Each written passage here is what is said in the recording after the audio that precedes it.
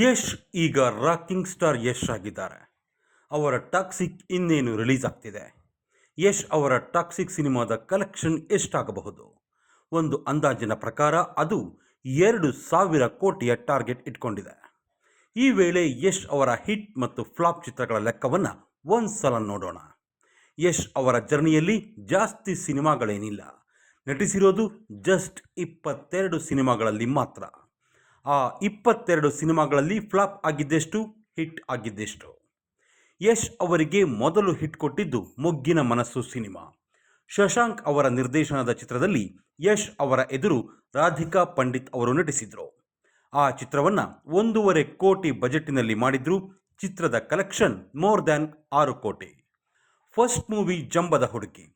ಪ್ರಿಯಾ ಹಾಸನ್ ಅವರ ಚಿತ್ರದಲ್ಲಿ Yash hero. Cinema Priya Haasan ಅವರ ಪಾಲಿಗೆ ಹಿಟ್ ಆಗಿತ್ತು.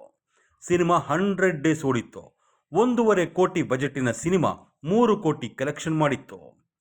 ರಾಕಿ ಸಿನಿಮಾ ಟೈಟಲ್ ರೋಲ್ನಲ್ಲಿ ನಟಿಸಿದ್ದ ಯಶ್ ಮಾಸ್ ಹೀರೋ ಆಗೋಕ್ಕೆ ಹೊರಟಿದ್ದ ಸಿನಿಮಾ. ಆದರೆ 3 ಕೋಟಿ ಬಜೆಟಿನಲ್ಲಿ ನಿರ್ಮಾಣವಾಗಿದ್ದ ಸಿನಿಮಾ ಅಟ್ಟರ್ ಫ್ಲಾಪ್ ಆಗಿತ್ತು. ಜಸ್ಟ್ 1 ಕೋಟಿ ಕಲೆಕ್ಷನ್ ಮಾಡಿತ್ತು. ಕಳ್ಳರ ಸಂತೆ ಸಿನಿಮಾನೂ ಅಷ್ಟೇ. ಯಶ್ ಮತ್ತು ಹರಿಪ್ರಿಯಾ ನಟಿಸಿದ್ದ ಸಿನಿಮಾಗೆ ಅಗ್ನಿ ಶ್ರೀಧರ್ ಡೈರೆಕ್ಷನ್ ಇತ್ತು. ಆದರೆ 2.5 ಕೋಟಿ ಬಜೆಟಿನ ಸಿನಿಮಾ ಜಸ್ಟ್ 1.5 ಕೋಟಿ ಗಳಿಸಿತ್ತು, ಫ್ಲಾಪ್ ಆಗಿತ್ತು. ಯಶ್ ಅವರಿಗೆ ಮತ್ತೆ ಹಿಟ್ ಕೊಟ್ಟಿತ್ತು ಗೋಕುಲ ಸಿನಿಮಾ. ಈ ಸಿನಿಮಾದಲ್ಲಿ ಆಕ್ಚುಲಿ ವಿಜಯ್ ರಾಘವೇಂದ್ರ ಅವರನ್ನು ಹೀರೋ ಅಂತ ಪ್ರೊಜೆಕ್ಟ್ ಮಾಡಿದ್ರು.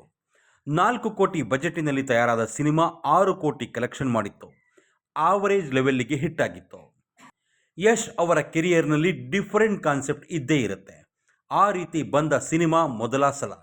ಮಕ್ಕಳ ಪ್ರೀತಿಗೋಸ್ಕರ ತಂದೆ ತಾಯಿಯೇ ಜೀವನ ತ್ಯಾಗ ಮಾಡೋ ಕಥೆ ಪ್ರೇಕ್ಷಕರಿಗೆ ಇಷ್ಟವಾಗಿತ್ತು.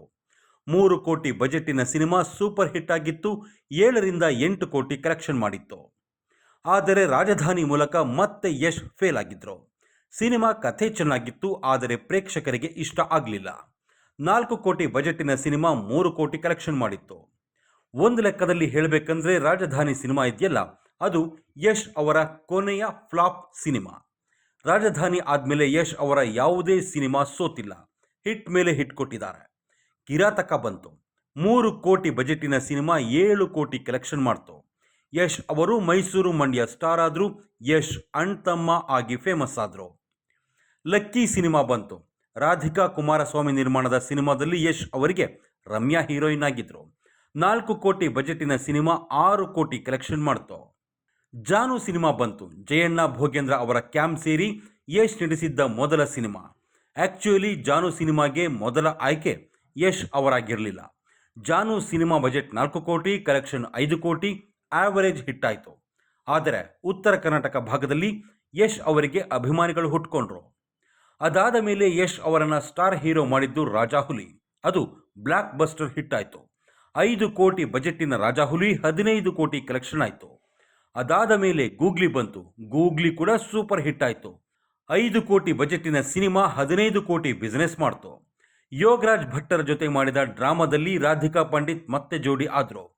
4 ಕೋಟಿ ಬಜೆಟ್ ಸಿನಿಮಾ 10 ಕೋಟಿ ಕಲೆಕ್ಷನ್ ಮಾಡ್ತು.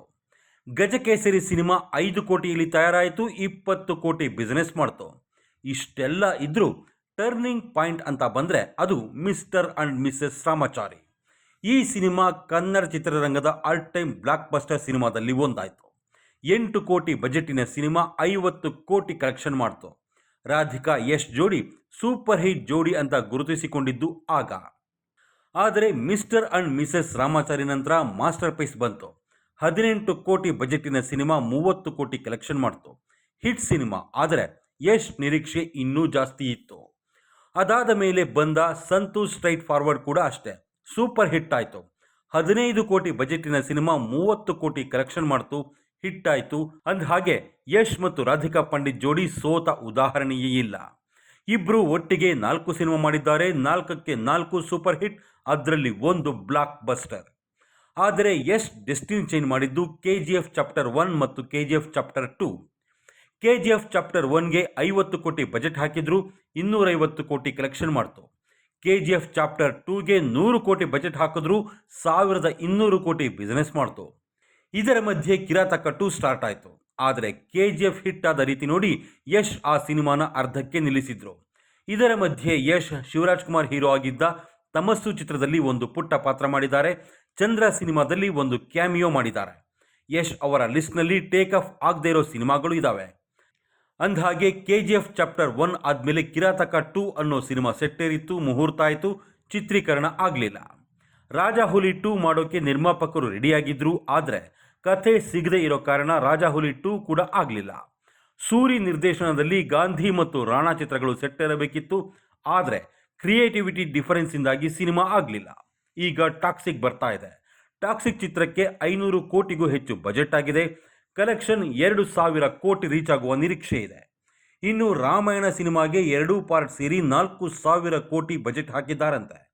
ಇದು 2 ಪಾರ್ಟ್ ಸೇರಿ ಕನಿಷ್ಠ 8ರಿಂದ 10,000 ಕೋಟಿ ಕಲೆಕ್ಷನ್ ಆಗಬಹುದು ಅನ್ನೋ ನಿರೀಕ್ಷೆ ಇದೆ. ಅಂದಹಾಗೆ ರಂಗಭೂಮಿಯಲ್ಲಿದ್ದಾಗ ದಿನಕ್ಕೆ 50 ರೂಪಾಯಿ ದಿನಗೂಲಿ ಪಡಿತಾ ಇದ್ದ ಯಶ್ ಸೀರಿಯಲ್ಲಿಗೆ ಬಂದಾಗ ದಿನಕ್ಕೆ 500 ರೂಪಾಯಿ ಸಂಭಾವನೆ ಪಡ್ಕೊಳ್ತಿದ್ರು. ಸಿನಿಮಾಗೆ ಬಂದಾಗ ಅವರ ಸಂಭಾವನೆ ಆರಂಭದಲ್ಲಿ 50,000 ರೂಪಾಯಿ ಇತ್ತು. ಆಮೇಲೆ ಹಿಟ್ ಮೇಲೆ ಹಿಟ್ ಕೊಟ್ಟಾದ ಮೇಲೆ 50 ಲಕ್ಷ 1 ಕೋಟಿ ಕ್ರಾಸ್ ಆಯಿತು. Mister and Mrs Ramachari hit ಆದಮೇಲೆ 5 ಕೋಟಿಗೆ ಹೋಯಿತು.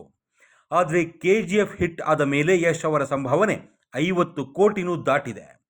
ಅಂದಹಾಗೆ ಯಶ್ ತಮ್ಮ ಚಿತ್ರಗಳಿಗೆ ಸಂಭಾವನೆ ತಗೊಳ್ಳೋದಿಲ್ಲ. ಬದಲಿಗೆ ಸಿನಿಮಾದ ಲಾಭದಲ್ಲಿ ಶೇರ್ ತಗೊಳ್ತಾರೆ. ಲಾಸ್ ಆದರೆ ಲಾಸ್, ಲಾಭ ಬಂದ್ರಷ್ಟೇ ಶೇರ್ ತಗೊಳ್ತಾರೆ.